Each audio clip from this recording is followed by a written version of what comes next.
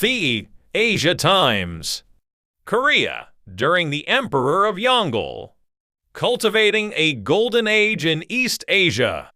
Emperor Yongle was a great conqueror and an ambitious leader.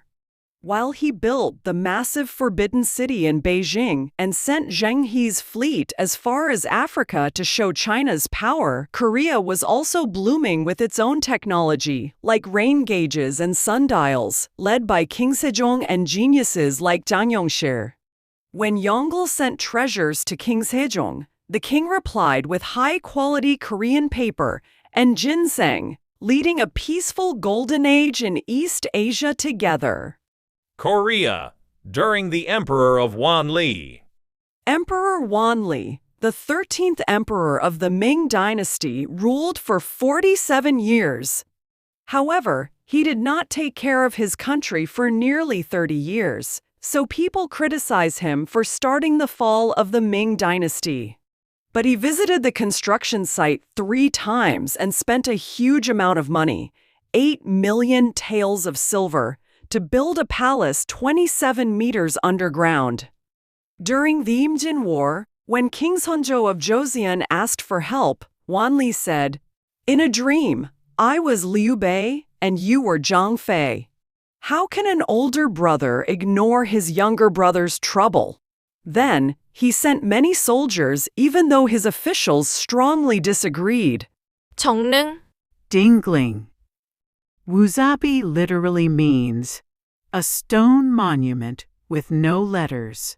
This monument at the entrance of Dingling stands proudly on a huge turtle base, but there are no letters on the front or back.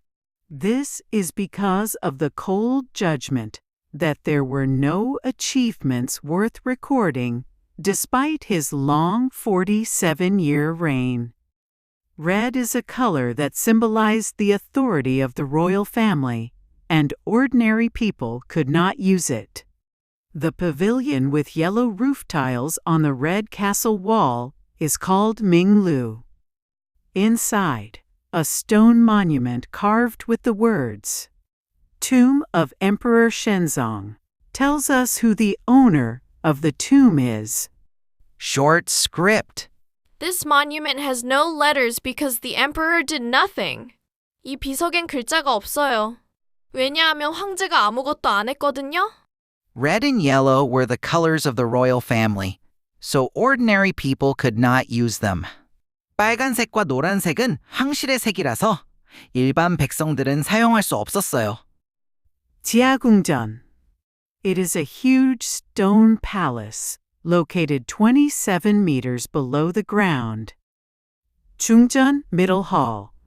Here, there are 3 marble thrones for the emperor and his 2 empresses. In front of them stands the everlasting lamp, a blue jar once filled with oil to keep the light burning forever for the dead emperor's soul. Short script. This blue jar is the everlasting lamp meant to burn forever. 이 푸른 항아리는 영원히 불을 밝히기 위한 만년등이에요. 후전, rear hall. As the deepest part, this is where the coffins replicas of the emperor and empresses are placed. The originals were completely destroyed in 1966 during the Cultural Revolution.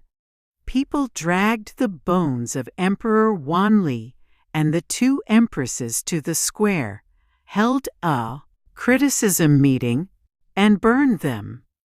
The wood pieces thrown into the valley were taken by nearby villagers to use as firewood or to make furniture. Short script. These red coffins are replicas because the originals were burned in 1966. 이 붉은 관들은 복제품이에요. 왜냐하면 원본은 1966년에 불타버렸거든요. 자모석의 원리와 역할. The principle and role of zamoshi. On your way out, if you look closely behind the huge stone door, you can find the zamoshi, a piece of ancient Chinese architectural wisdom.